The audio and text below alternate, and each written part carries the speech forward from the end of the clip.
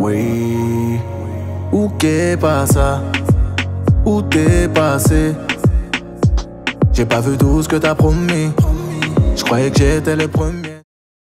Alors là, on est au collège Pierre Mendès France. Les premières années d'activité, on va dire. Moi, j'habitais juste au bout, là, au Fougères. Et là, c'est là où il y a eu les premières les bagarres.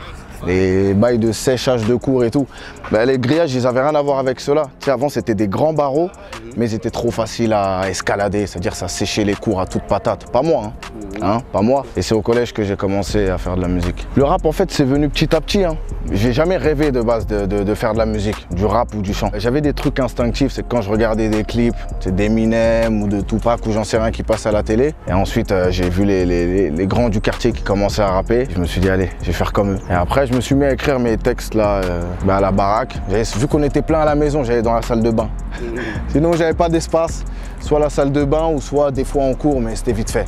C'était rare, tu vois. Elle me dit c'est la dernière fois. Même si elle aime me voir, elle veut m'oublier doucement. On était ZEP, zone d'éducation prioritaire. Dans des collèges, dans le premier arrondissement, ils ont des voyages en Hongrie ou je sais pas quoi, en Chine, et que nous, on va juste aller à 2 heures en quart, tu vois ce que je veux dire, en classe de nature, tu vois ce que je veux dire. Nous, on ne sait pas, on l'a vécu normalement, on ne savait pas qu'il y avait certaines choses qui étaient spécifiques à la ZEP, tu vois. Comme il y avait direct des insertions professionnelles dès la 4e pour certains. Quand tu n'as pas l'exemple des autres et le modèle des autres, pour toi c'est normal, tu vois ce que je veux dire. Quand je suis allé voir la conseillère d'orientation, j'ai fait comprendre que je voulais peut-être faire chauffeur de taxi en vrai comme mon père. Frère, la meuf elle me regardait, c'est limite si elle a tenté pas juste de fumer sa clope, elle me disait limite elle me faisait comprendre limite d'aller vite. Elle m'a direct conseillé d'aller en professionnel et tu sais, elle m'a pas poussé à avoir d'autres expériences, à tenter des trucs. C'est vas-y frère, la flemme. Les profs aussi, très souvent, il y avait des bons profs pour qui l'éducation c'était important et que ça leur tenait à cœur, mais la plupart, ils en avaient rien à foutre, tu vois. Comme je t'ai dit, un prof, il n'a pas envie d'être à PMF, il n'a pas envie d'être à Pierre Mendès France, il préfère être dans les quartiers où c'est un peu plus simple, on va dire. Je peux les comprendre aussi parce qu'en plus de nous apprendre, ils avaient un délire d'éducation de ouf, ça devenait des éducateurs et ça leur cassait les couilles, tu vois ce que je veux dire. Regardez qui est là, qui voilà. Chacal, bon quoi? Ça dit quoi? Tranquille? La pêche? On est là. Si. Ça va ou quoi? Alors, tranquille? ça dit quoi? Tranquille? Ça va, tranquille et toi? Ouais. Dernière petite pochette, ouais. Elle est pas mal hein. Ça c'est un subli ça. C'est un subli.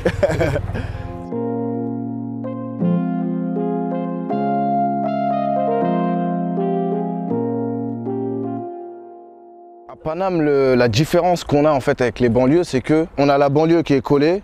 On a la cité, donc on est assez entre nous quand même au début, mais pas si loin que ça, tu sais, à 10 minutes de métro ou 20 minutes, tu as tous les quartiers parisiens, etc., qui montrent qu'il y a une autre vie en fait que la cité. On va dire qu'on est plus amené à rencontrer d'autres gens. On est moins, tu vois, on est moins coincé dans notre quartier parce que, vas-y, on a les transports, tu vois, on a le métro, on a le bus. On n'a pas le côté aussi entre nous qu'on peut avoir dans les banlieues lointaines, chose qui est normale, frère. Tu as la flemme de prendre le RER, faire 1 heure pour prendre le dernier transport. Nous, c'était pas aussi relou que ça, tu vois. Et même quand tu allais un peu loin et qu'il faisait nuit, il y avait le bus de nuit qui faisait que, vas-y, tranquille, tu pouvais t'en sortir. On a quand même une différence avec le Paris centre.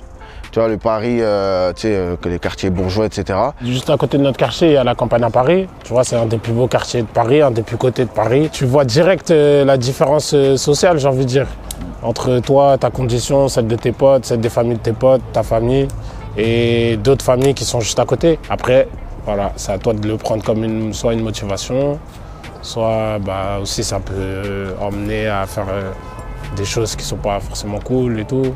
Tranquille? Bien? Ça va ou quoi? Tranquille? Et du coup ici, on en a vu des choses. Moi, tu sais, j'habitais dans cet immeuble-là, filme pas, mais c'était là. Et j'avais l'habitude de voir les grands dans leurs discussions, dans des fois des embrouilles.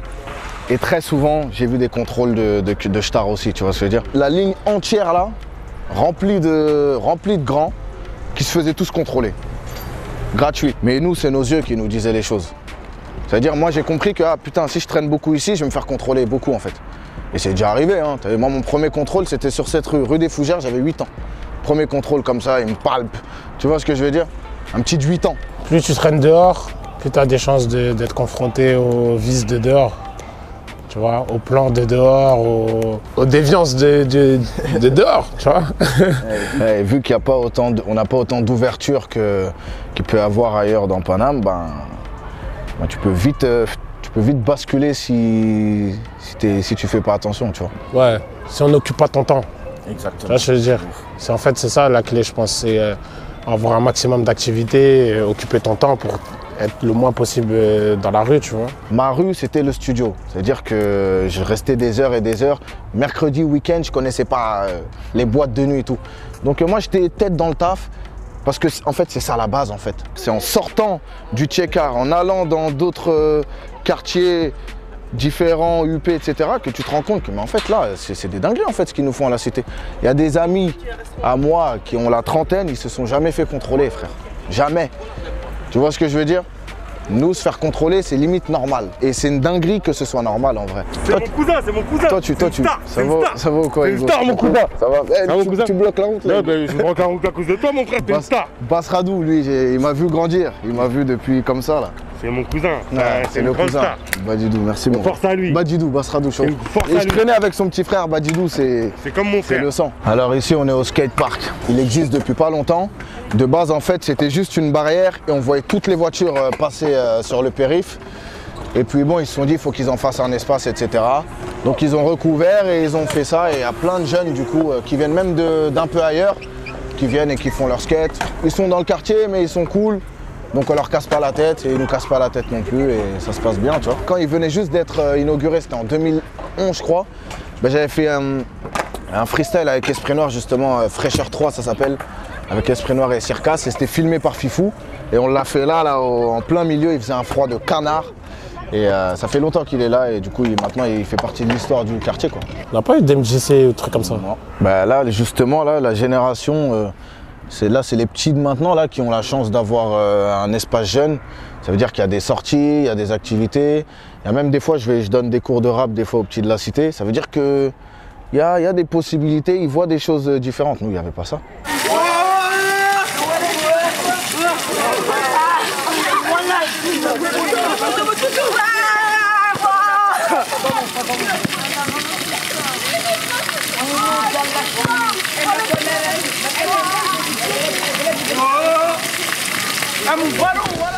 Je pense que la manière que Fresh sort ses sons, tu vois, à travers des EP, à travers des singles qui défendent l'EP et une certaine récurrence, ou moi, avec ma saison 999, où voilà, tous les 15 jours, je sors un titre avec un clip, c'est une manière de consommer différemment. Pourquoi? Parce qu'on a capté que aussi les gens consommaient différemment, tu vois. Du coup, ouais, c'est s'adapter à la manière dont les gens consomment. Mais le but final, je te dirais, c'est plus de faire, de se donner le plus de chances possible que les gens aient accès à notre son. Tu as accès à tout aujourd'hui avec ton téléphone, tu vois. Donc du coup, dans la journée, tu lis énormément de trucs sans vraiment les lire. Saturé de ouf. Tu écoutes énormément de trucs sans vraiment les écouter. Tu regardes énormément de trucs sans vraiment les regarder, tu vois. Donc après, ça nous force à forcément s'adapter pour que nous, notre but, c'est voilà, faire kiffer les gens, tu vois.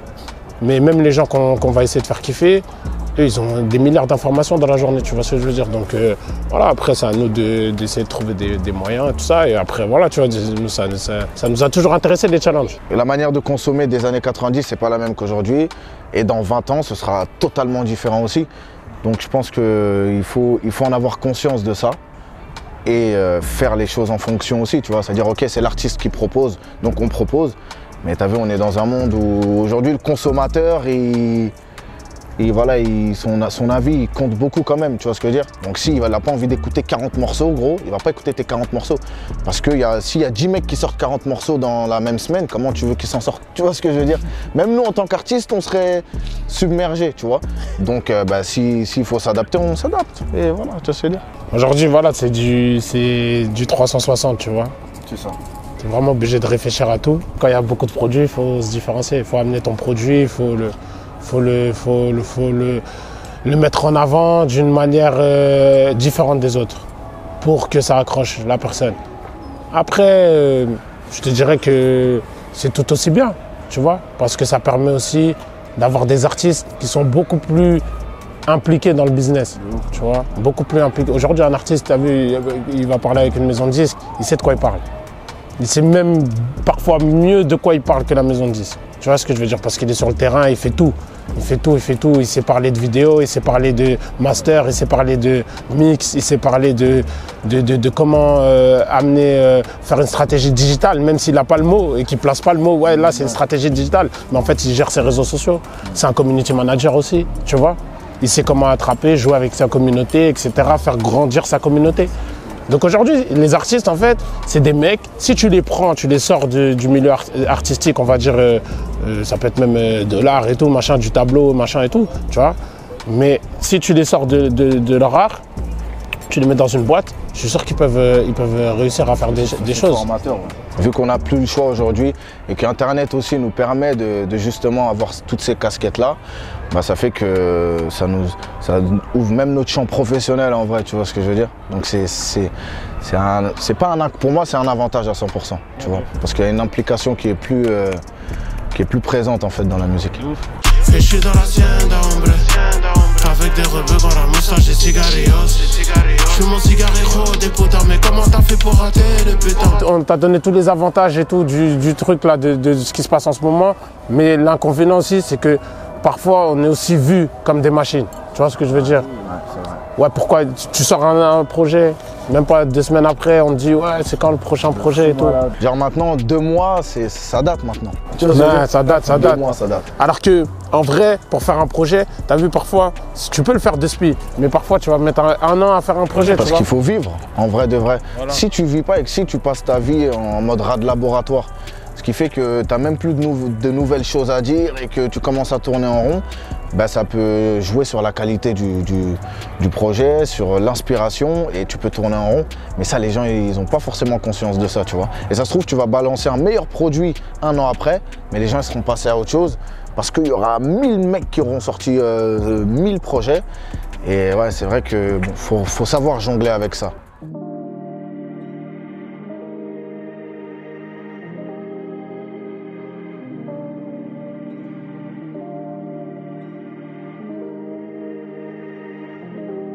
Ouais, le capitalisme, ma gueule.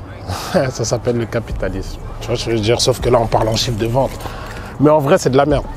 Je vais te dire la vérité, c'est de la merde. Pourquoi c'est de la merde? Parce qu'aujourd'hui, il y a toute une génération, et ça déborde sur même l'ancienne génération, de « Ok, il a fait combien en 3 jours ?» T'as pété les plombs. Ça parle de midweek, c'est incroyable comme... Est-ce que, en fait, au lieu de dire, maintenant, tu n'as même plus de chroniques d'albums, tu vois. Tu as moins de chroniques d'albums. Je ne vais pas dire que tu n'en as plus. Il y a des gens aussi qui se prennent la tête et qui font des chroniques d'albums et tout. Et franchement, c'est tout à leur honneur. Mais aujourd'hui, tu as plus de médias ou d'auditeurs qui vont parler de « il a fait tant de chiffres en 3 jours, ou en 4, ou en 5, ou en 1 semaine, ou vas-y, je sais pas. » Bref. Que « ouais, j'ai aimé ce son parce que ce son, il a fait ci. » Ou « j'ai pas aimé ce son parce que ce son, il a fait ça. » Tu vois? Ça veut dire que les gens, ils se prennent plus la tête sur combien le mec il a vendu pour aller l'écouter ou pas, que vas-y, je vais écouter parce que vas-y, j'ai envie d'écouter. Ou après, tu peux ne pas écouter et dire vas-y, j'ai pas envie d'écouter. Voilà, c'est un artiste qui m'intéresse pas, il m'a pas accroché sur un son, sur un texte, sur un machin. Et voilà. Mais aujourd'hui, malheureusement, les gens ils parlent plus de chiffres que de musique. Moi, mon premier projet, la première semaine, je vends 600. Tu captes pas? Ça veut dire que, imagine, si on était dans cette culture du truc, machin, des chiffres et tout, machin, et les chiffres, ils sont sortis, hein, tu vois. Mais je m'en bats les couilles, tu vois. Ça veut dire que quand je t'ai dit je m'en bats les couilles, je m'en battais les couilles. Parce que je savais que moi, je kiffais faire du son. Et je savais que, en fait, c'est normal, je commence. C'est normal que je fasse 600. C'est pas toute la terre qui me connaît. Tu vois ce que je veux dire? Donc, au fur et à mesure, machin et tout. Mais t'imagines, je viens là, aussi on est à l'heure d'aujourd'hui. Maintenant, on dit 600, c'est placardé partout, t'as fait 600. Et en plus, t'as des auditeurs qui disent « Ouais, il a fait 600, c'est claquer son album et tout, non. » Non, ça veut rien dire. C'est juste que le mec, il commence son développement. Laisse-lui commencer son développement. Et même, quand bien même un artiste, il est établi, il vient, il fait, je sais pas moi, il passe de 50 000 ventes première semaine à maintenant 2000 ventes première semaine, on s'en bat les couilles. Est-ce que le produit est bon déjà? Écoute le produit, est-ce que tu as aimé le produit? Si tu n'as pas aimé le produit, tu as le droit de dire j'ai pas aimé le produit. Ça, ouais. Mais tu n'as pas le droit de dire ouais, il a fait 2000, il est éclaté. Ou il fait tant de vues sur YouTube, il est éclaté. C'est n'importe quoi, tu vois. Pour moi, c'est n'importe quoi. Et pour moi, il faut que les médias, ils arrêtent de communiquer les chiffres des mecs. Tu vois ce que je veux dire? Il faut qu'ils arrêtent. Communique les gros chiffres. Communique les gros chiffres. C'est normal, tu vois, lourd. C'est normal. Mais on va pas se mentir, voilà, les chiffres, ça fait partie du truc, c'est normal, tu vois. Mais en vrai, normalement, ça va pas être le problème du public, tu vois. En vrai, c'est l'artiste et la maison de disques. Tu sais, à l'ancienne, quand les Youssoupha, ou même avant, je sais pas moi, les Arsenic, etc., ils sortaient des projets. Est-ce que les gens étaient au courant de leur première semaine? Ils en avaient rien à secouer, le projet est bon ou pas? Lourd, je vais l'acheter. Et ils apprenaient à aimer le projet ou non, ou ils l'aimaient pas. Mais le truc, c'est que aujourd'hui, les gens se font influencer. Ça veut dire, il y a des gens, ils se rendent même pas compte que ils écoutent pas un truc parce qu'ils aiment, ils écoutent un truc parce qu'il faut faire comme tout le monde. C'est-à-dire qu'il y a des personnalités qui commencent à se perdre, tu vois. Mais tu sais que ça pour moi, c'est partout, hein, dans tous les sujets. Ouais, c'est dans tout. C'est-à-dire là, tellement Internet, Internet, ça joue à ce ça niveau, fait que, en fait, t'as de plus en plus, il y a énormément d'infos, énormément de choses pour, tu vois, s'ouvrir et tout, et se faire sa propre idée et tout, parce que tu peux te renseigner sur n'importe quel sujet, tu peux te renseigner de par toi-même, tu vois. Mais en fait, bizarrement, le paradoxe avec Internet et tout, et je te parle sur tous les sujets, hein, je ne sais pas que de la musique, ça crée une pensée unique. Unique de fou malade. Tu vois, il y a une influence il y a tant de personnes et ils disent nanana, bah vas-y, je vais faire le mouton, je vais suivre. Non, mais les gens, ils se pensent, c'est pas pour attaquer, hein, mais les gens, ils se pensent indépendants d'esprit. Mais quand tu vois parce que moi j'ai le regard des fois extérieur d'artiste, quand tu vois le flux de commentaires, de pensées, tu te dis c'est pas possible en fait que tout le monde pense la même chose autant. Il y a forcément un truc où la plupart des gens ont été influencés. Bonne guerre, mauvais amour. Le temps d'une nuit, le monde est à nous. Bébé, sois mignonne comme au début, où je vais briser ton monde comme Thanos. Midweek, c'est devenu un rendez-vous. Le lundi, les gens, ils attendent. Tac, quel site va sortir l'information la première? Tac, tac, tac, tac, et vas-y. Midweek, c'est combien? Et moi, je te dis ça, nous, on te parle, frère, on est hors, tu vois, même si on ne le dit pas tous les jours et tout. On est disque d'or, truc, machin, grâce à Dieu, ça va, t'inquiète pas. Mais voilà, c'est juste que moi, que je fasse des gros chiffres ou pas des gros chiffres, je m'en fous, en fait, qu'on communique sur. Je préfère qu'on me dise mon album, il est bon, il est pas bon, ça me sert plus. Et je te dis même des gens qui vont dire, ouais, mon album, il est pas bon, ça m'intéresse plus que quelqu'un qui va dire mon album il est bon, parce que je veux savoir pourquoi il est pas bon. Comme ça je m'améliore, le prochain t'inquiète même pas. Un artiste qui fait des gros chiffres, bien sûr qu'il faut le relayer. Bien sûr qu'il a le droit de trucs. Et vous en tant que média, bien sûr que vous avez le droit de relayer tout, c'est charmé, tu vois. Un artiste qui est surtout en développement, ou même un gros artiste, tu vois, qui fait des moins bons chiffres ou des chiffres où tu sais très bien que ce que tu vas publier, il va y avoir un impact, tu vois ce que je veux dire? Même il va y avoir un impact sur son projet, parce qu'au final, je te prends l'exemple, je vais te prendre l'exemple d'artistes, enfin je ne vais même pas dire de blaze, mais il y a des artistes que je connais, ils ont fait 2000 la première semaine ou 3000 la première semaine, ils ont terminé triple platine. Je comprends, parce qu'ils ont pu défendre leur projet, ils ont défendu leur projet, ils ont fait découvrir leur projet. Mais aujourd'hui, il faut être conscient que comme il y a toute une génération qui est éduquée aux chiffres et tout machin, ça peut tuer un projet, alors que ça peut être un projet qui est amené à peut-être faire 10 fois plus de ventes que ce qui s'est passé la première semaine, ou 20 fois plus, ou 100 fois plus, tu vois. C'est juste ça en fait que je dis. Donc pour moi, pour de vrai, s'il y a des chiffres qui sont, vas-y, on va dire, je sais pas moi, entre 100 et 1000, tu vois ce que je veux dire, c'est pas trop, tu vois. Vas-y, il n'y a pas besoin de les publier, tu vois ce que je veux dire. Ouais, il a fait son projet, il a sorti son projet, machin. Combien d'artistes, frère? Tu vois? Il y a combien d'artistes? Ça veut dire forcément, tous les mecs ne vont pas péter le score, et ça c'est normal, frère. Je préfère une chronique d'un album. Ouais. Tu vois? Parce que ça parle Je préfère un média qui dit, on n'a pas aimé cet album parce que si, ça. Un truc construit, tu vois? Le fait de balancer les chiffres, c'est très... je sais pas comment t'expliquer. Pour moi, j'ai pas le bon mot, mais c'est genre, on balance les chiffres, on donne pas notre avis, tu vois, on donne pas notre avis sur l'album, mais vas-y, tu sais très bien ce que ça va faire, tu vois ce que je veux dire. C'est comme exactement. Tu sais très bien que ça va cliquer, tu sais très bien que ça va partager ton bail, mais c'est pas l'artiste qui va partager, c'est tout le public. Oh attends, j'ai vu, nanana. Tu vois, dernièrement, même la semaine dernière et tout, il y avait des trucs comme ça. Sur des artistes sont archi forts. Mais je veux pas dire de place parce que, vas-y, ça sert à rien pour moi. Mais c'est me mettre dans le truc de relier ces trucs-là. Mais en vrai de vrai, il y a des artistes qui sont archi forts. Il monte avec n'importe qui, il va lui couper la tête sur le feat, tu vois, tu comprends ce que je veux dire. Et sa musique, elle est bonne. Mais ça relaie des trucs, vas-y, au final, ça lui dessert, tu vois. La question, c'est ce qui compte, c'est les chiffres ou la musique?